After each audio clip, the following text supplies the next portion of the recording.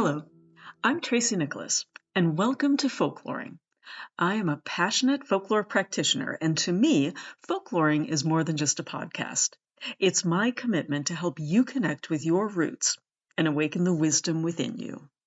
Hi, everybody, and welcome to this episode of Folkloring, which is episode 30, and it marks the beginning of our second season. So I'm very excited about that. Now, today's episode is going to be all about the folklore of Cauldrons. But before I get to that, I wanted to tell you how I've been folkloring lately. And it's winter at the time that I'm recording this. It's been cold and gloomy and not very pleasant out. So I've been wanting to do lots of indoor activities. And one of the things that I chose to do, as long as I'm sitting around inside the house, is I went ahead and grabbed all of my silver jewelry that needed cleaning, and I cleaned it. Now, of course, because I'm all about the folkloring lifestyle, I made my own silver cleaner, which is actually very easy to do. All you need to do is take some kind of pan and line it with tinfoil. And then you put in some salt and some baking soda, and you pour over the top of that some boiling water. And at that point, then you add in a little bit of vinegar. And I know normally people tell you the vinegar and the baking soda cancel each other out, but for whatever reason, this works. And then you soak the pieces of silver, and if the, dark stain isn't coming off the silver, you can rub it on the tinfoil a little bit, and that will get it off. So very easy to do, and takes stuff that you probably already have in the house. And if you want the exact ratios for the recipe for it, just reach out to me, shoot me an email, what have you, and I will be happy to give that to you. The other thing that I've been doing is that I am a big believer of eating seasonally. So I've been cooking lots of soups and stews and having, hearty kind of meals like that. So I think that it is important to eat for the season because that affects our bodies. If we're eating a lot of, cold, salady stuff when it's cold out, it really is not the best for your body. So, okay, on to cauldrons. Now, the word cauldron comes from the Latin caldaria, which means cooking pot. And that in turn comes from caldarium, which means hot bath. So the cauldron is a deep vessel that originally was practically used to cook in. People still use cauldrons to cook in today. And we're going to talk about that a little bit later when we talk about the folkloring aspect of this. And a lot of cauldrons do have 3 feet on them for setting them over a fire. And if they don't have that, they can be suspended or hung from a tripod if it's an outdoor fire, or through some mechanism within the hearth or fireplace that you're cooking in. Or today, of course, we can put them on the stove or in the oven. Now, a lot of modern day witches think that the 3 legs can be representative of the triple goddess, and that's where that came from. But really, that didn't exist in ancient times when cauldrons with legs started being used, so that's probably not really a thing. Probably the reason that there are 3 legs on it is a practical reason, is that a 3-legged structure is the most sturdy on uneven ground. So if you're trying to place it over your fire, it would have been the best way to make sure it didn't spill over. Now, China had a similar 3-legged vessel, and these were called dings. And in Chinese history, possession of one or more ancient dings is often associated with power and dominion over the land, and therefore it was often used as symbolism for power. And the term inquiring of the ding is often used to symbolize the use of divination or even a quest for power. Now, The 9 triple cauldrons is a concept from China that refers to a collection of dings. And again, they were viewed as symbols of authority. And they were these 9 dings were given to the ruler of the land by a mandate from heaven. In the legend, they were cast by Yu the Great of the Xia dynasty. And at the time of the Shang dynasty, during the 2nd millennium BCE, the tripod cauldrons came to symbolize the ruling dynasty and their authority. And they had strict regulations as to their use. Now, members of the scholarly gentry class were permitted to use 1 to 3 cauldrons. The ministers of state could have up to 5. The vassal lords could have as many as 7, and only the sovereign was entitled to use 9. And so the use of the 9 tripod cauldrons was to offer ritual sacrifices to ancestors and was used in major ceremonial occasions. So by natural kind of progression, the ding came to symbolize political power, and they were even later regarded as a national treasure. Now, I want to take a quick look at a couple of specific cauldrons of historical significance that exist in real life. And the first one is the Gundestrup cauldron, which is decorated, and it's thought to date from somewhere between 200 BC and 300 AD, which puts it in the early Iron Age. Now, when it was found, it was dismantled, and the other pieces were stacked inside the base in 1891 in a peat bog near the hamlet of Gundestrup in Denmark. It's typically on display now at the National Museum of Denmark in Copenhagen because of where it was found. But it is suspected that it was not made in Denmark or nearby even, because it includes elements of Gaulish origin in the workmanship, the metallurgy, and the imagery. So they think it came from elsewhere, but it still is a very interesting piece. The next one I want to look at is the Olympic cauldron. And obviously the Olympic flame is a symbol of continuity between ancient and modern games. And the Olympic flame is lit at Olympia in Greece several months before the games. There's a ceremony that starts, which is the Olympic torch relay, which formally ends with lighting of the Olympic cauldron during the opening ceremony of the Olympic Games, wherever they're being held. Now, interestingly, through 2022, the flame would continue to burn in the cauldron where the Olympics were being held for the duration of the Games, until it was then extinguished during the Olympic closing ceremony. However, starting in 2024, electric lighting and mist were used to create a simulated flame for the cauldron, with the actual flame kept in a lantern exhibited at a nearby location. And then this lantern was, in 2024, taken by the French swimmer Léon Marchand from where it had been housed, and it was then ceremonially transferred to the Stade de France at the start of the closing ceremony.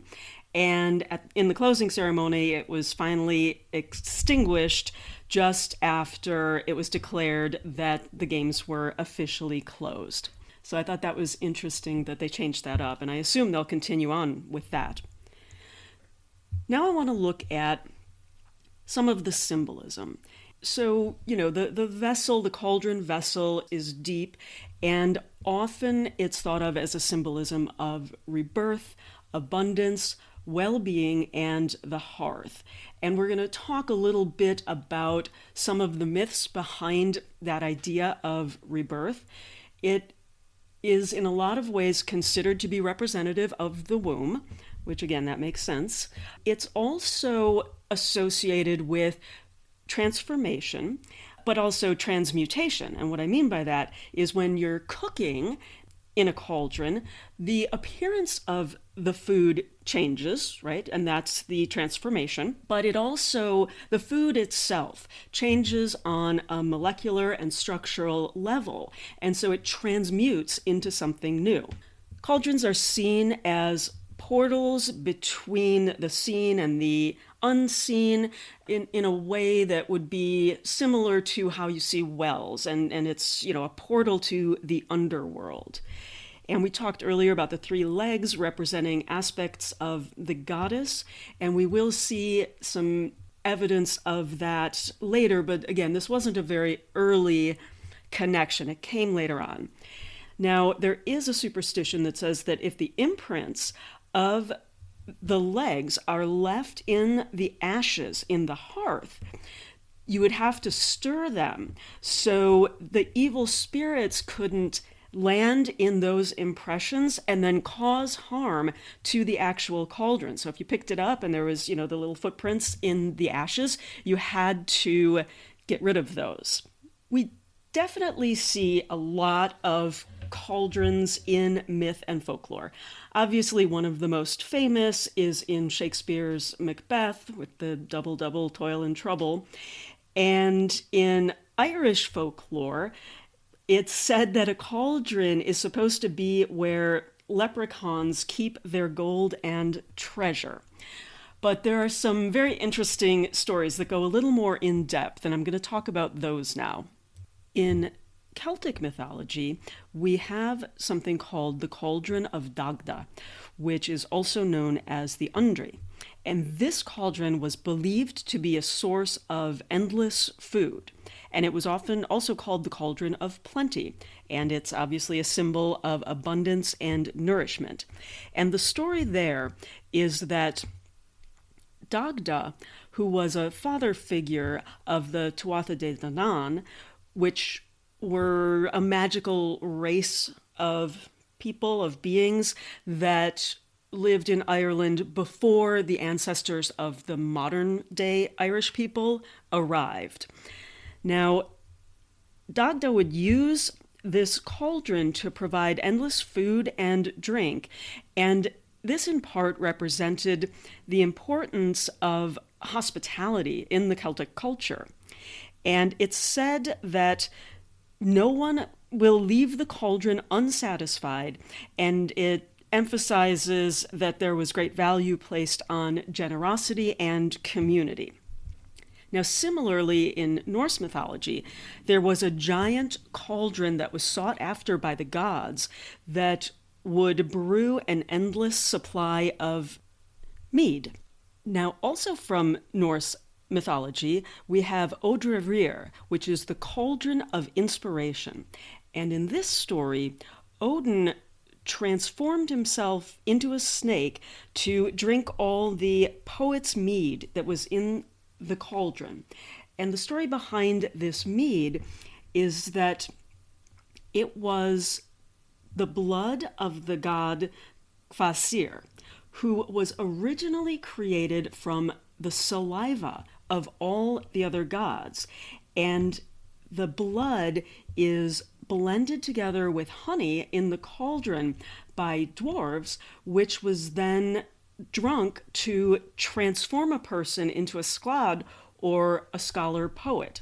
Now, when Odin drank all of that mead, he then transformed into the god that inspires poets with everything else that he was.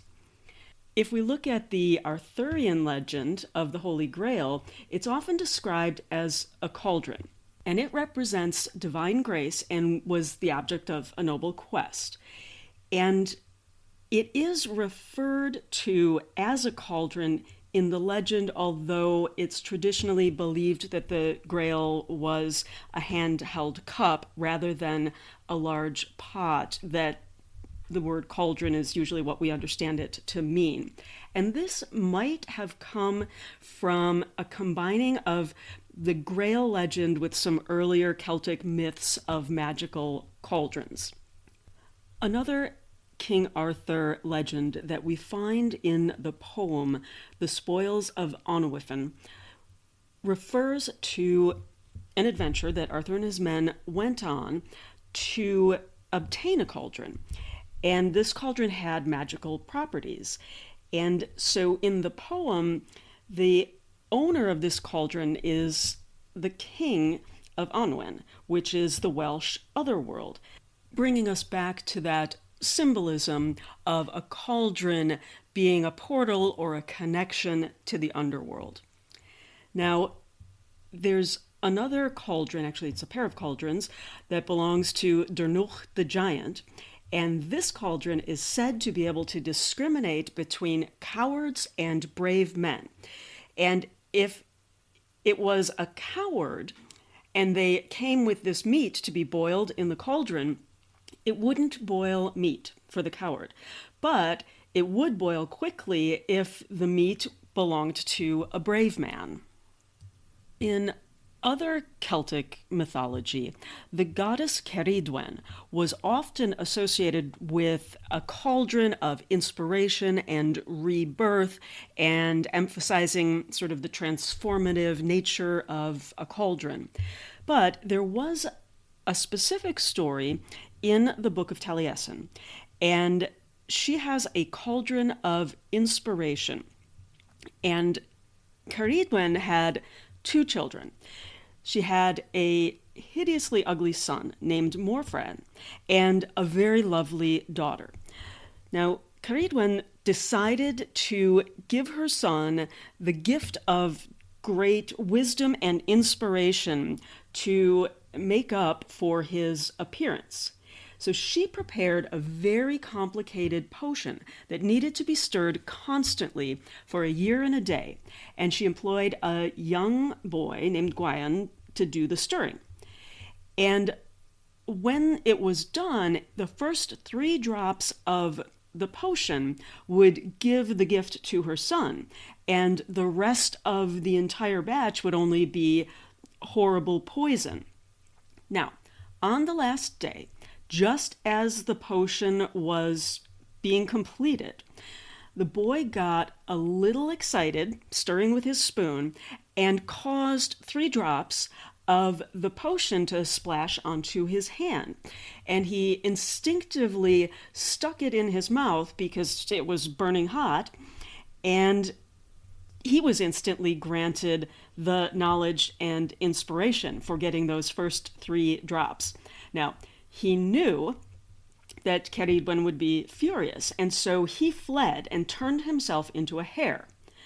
Now, she almost immediately figures out what happens and quickly turns herself into a greyhound and starts to chase after him. Now, he came to a river and turned himself into a fish, jumped in the water. She turned herself into an otter, and then he decided to turn himself into a bird, and she became a hawk. And this went on until finally he turned himself into a tiny bit of grain to hide. But then she turned herself into a hen and swallowed him. Then, 9 months later, she gave birth to the boy and abandoned him because of her anger by tossing him into the sea. But he was rescued and then grew into the bard Taliesin. Switching back to Welsh mythology, in the second branch of the Mabinogi, in the tale of Branwen, there is a cauldron called the Cauldron of Rebirth, and this is a magical cauldron in which dead warriors could be placed and they would return to life, except for the fact that they completely lacked the power of speech. And it was also suspected that they then lacked souls. But these warriors could go back into battle until they were killed again. And the cauldron was destroyed by a warrior named Efnisian during a battle with the Irish. And seeing that the Irish were using this cauldron to revive their dead and then they could go back, he hid amongst the Irish corpses and was consequently thrown into the cauldron by the Irish when they were throwing more of their dead back in. So he ended up destroying the cauldron from within, but sacrificed himself in the process. moving to some Hellenic lore, I'm going to start with Medea's cauldron. And this is from ancient Greece. And the first story I want to tell is from Jason and the Argonauts. Now, she was a powerful sorceress and a priestess of Hecate, and Jason fell in love with her. Or it's possible that she was just useful to him. But anyway, she sailed off with him on his ship after she helped him to win the Golden Fleece. Her cauldron is bronze, and it represents her knowledge of pharmaca, which is herbal magic, poisons, potions, and the power that represents over life and death. Now, in her cauldron, she created a potion that protected Jason from the fire-breathing oxen that he has to yoke to plow a field at her father's behest. And she had also used her cauldron to create a sleeping draft that helped him get past the dragon that was guarding the Golden Fleece.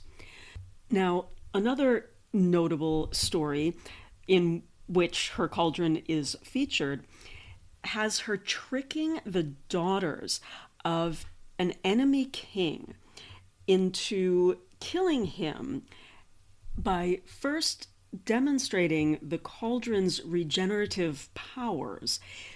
And what she did is she cut up an aged ram and puts the ram in the cauldron and boils it with a mixture of herbs, and then opens the lid, and a young lamb leaps out and runs off. Now, the girls try to do this for their aging father, and it doesn't work.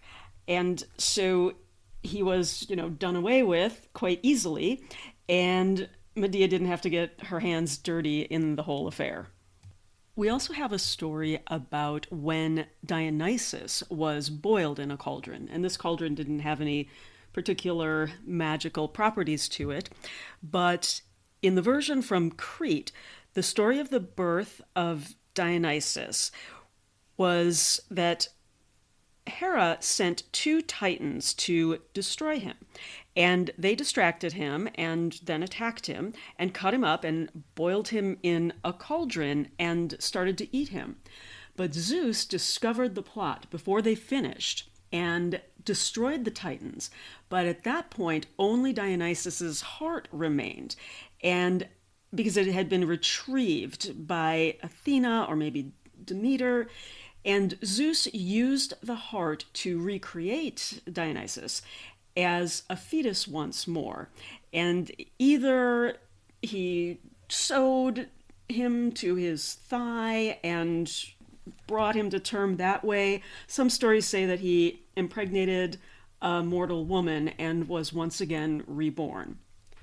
Now, another story about being boiled in a cauldron is when Pelops was boiled. Now, Tantalus is a man who has to suffer for all eternity, and he's standing in a pool of water beneath the branches of a fruit tree, but he suffers with eternal hunger and thirst, for when he reaches up to get the fruit, the branches pull away, and he can't get to the water below him. And so what did he do to deserve this punishment?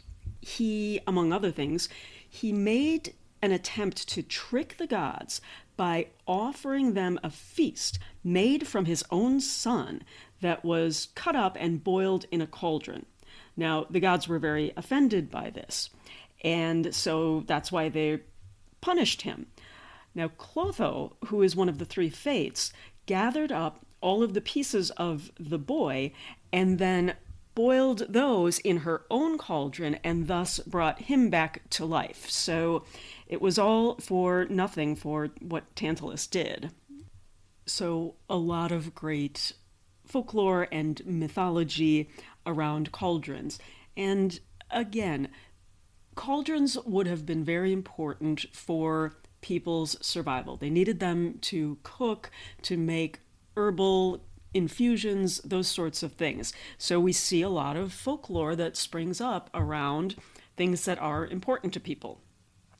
But I do want to shift focus slightly here and talk about what a lot of people in modern day think of when they think of a cauldron, and that is the witch's cauldron.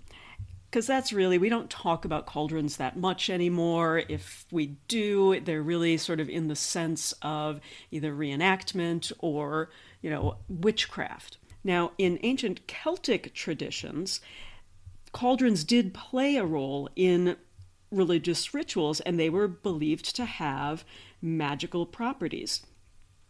And so they would use them for divination, they would make healing concoctions in them, and for spellcasting as well. Now, during the medieval period, cauldrons became linked to the practice of witchcraft. And of course, there were healers and stuff before that, and it wasn't really thought of as being witches. There were wise folk and that. But during the medieval period, that image of witches brewing potions and poisons and casting spells really became more popular. And of course, the association was fueled by the persecution of witches during the witch trials of the 16th and 17th centuries. And the cauldron became an iconic symbol of witchcraft, and it represents dark arts, supernatural powers, connection to the underworld and hell. And again, we see that the persecution of these women, sometimes men, that were accused of being witches, there was often a very sort of tenuous connection between what they were being accused of and the, what the reality of what they were doing. Because again, back then, everybody had a cauldron. They needed to cook. They needed to eat. And so it just goes to show that often anything would do to accuse someone of witchcraft, which I think most of us are aware of. So what would they use them for? What do witches use cauldrons for? Well, obviously they were used for brewing potions, concoctions, and oftentimes they were medicinal, but they were also considered to have mystical properties.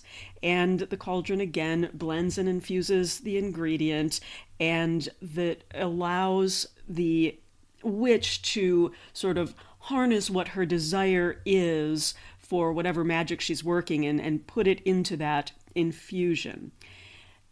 Cauldrons can also be employed in divination practices by gazing into sort of the swirling content. Witches can gain insight into, the past, the present, the future. And it was, again, believed that the cauldron was a portal to the spirit realm. And that would allow witches to communicate with entities, spirits, and all of that kind of thing.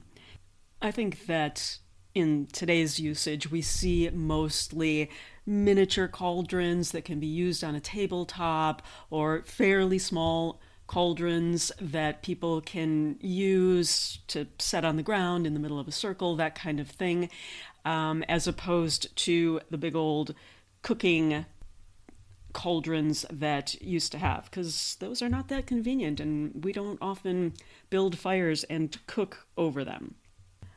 So, on to folkloring. What can we do practically with cauldrons, the symbolism behind cauldrons, where we can find cauldrons, that kind of thing.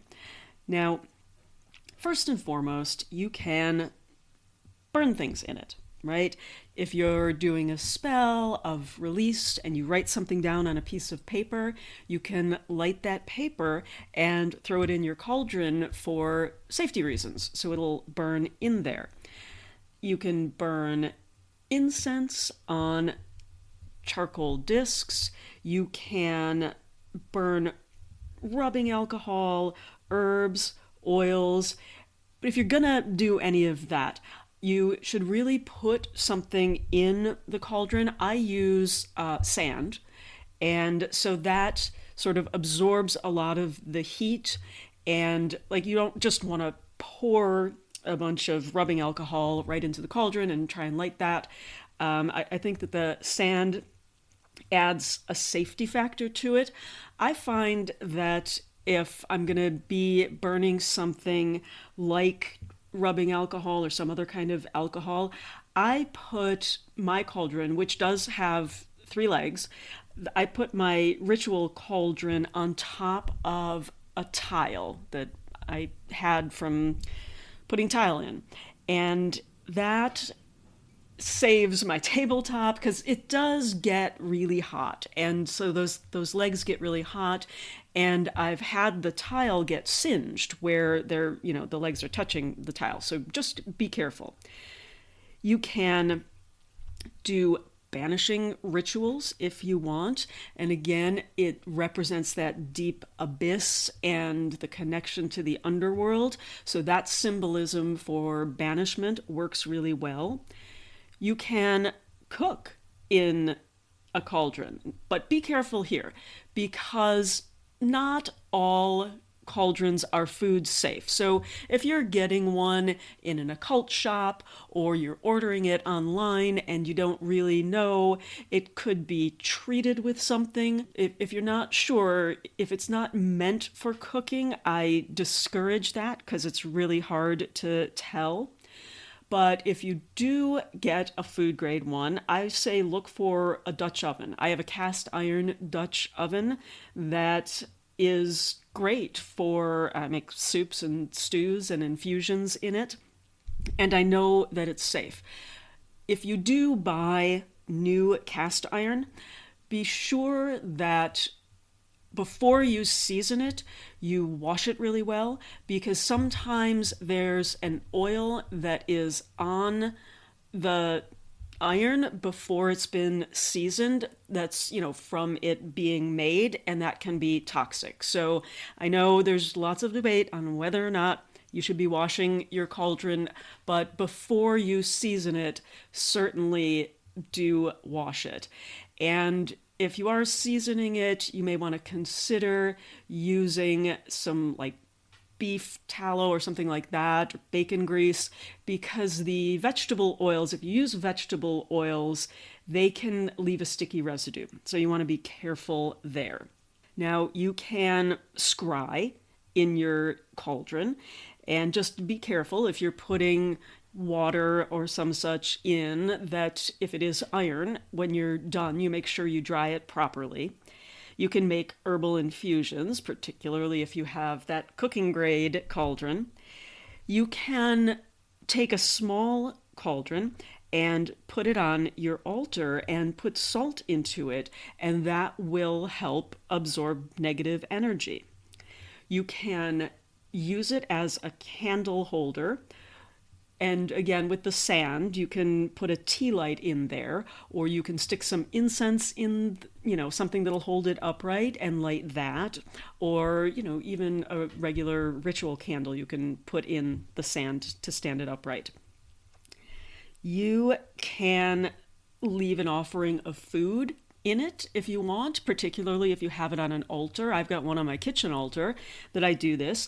And if you don't like the idea of leaving sort of a more wet food, you can always sprinkle some herbs in there, and that will represent food. And you can use the symbolism of the cauldron to meditate too. And you can sit and do your meditation, look at the cauldron. Maybe you're thinking about transformation, maybe you're thinking about transmutation, maybe you're thinking about, getting bad energy out of your life, whatever it is. We talked about a lot of symbolism. And so when you're meditating, it's really nice to be able to have something to look at that is symbolic of what it is that you're trying to focus on. So that was a lot of cauldron talk, which I loved. This was a very fun one to research and to find out some of these stories. And I hope that you enjoyed it. I hope you learned something. If you have any questions or comments, feel free to email me at folkloringpodcast@gmail.com. We are on Blue Sky. I know I said this last time, but you can find us on Blue Sky, and I'm having a lot of fun over there. It's such a great community, and I'm very active because I'm enjoying it so much. So if you are there or you're thinking about going there, please track us down because I would love to connect with you. So thank you for listening. Thank you for taking the time. I really appreciate you being here, and happy folkloring. As always, thanks for listening to Folkloring. If you liked what you heard, please consider leaving a rating and review, and don't forget to subscribe on your favorite podcast app so you never miss an episode. If you have any questions or comments or would like to suggest a topic for a future episode, please email us at folkloringpod@gmail.com or message us on Facebook or Instagram. Other places you can find me are at the Folklore Podcast as the theater, film, and storytellers correspondent, or creating folklore-inspired games at madmenandheroes.com. Stay curious, stay connected, and keep the traditions alive. And I hope that wherever you are, folklore is making your life more magical.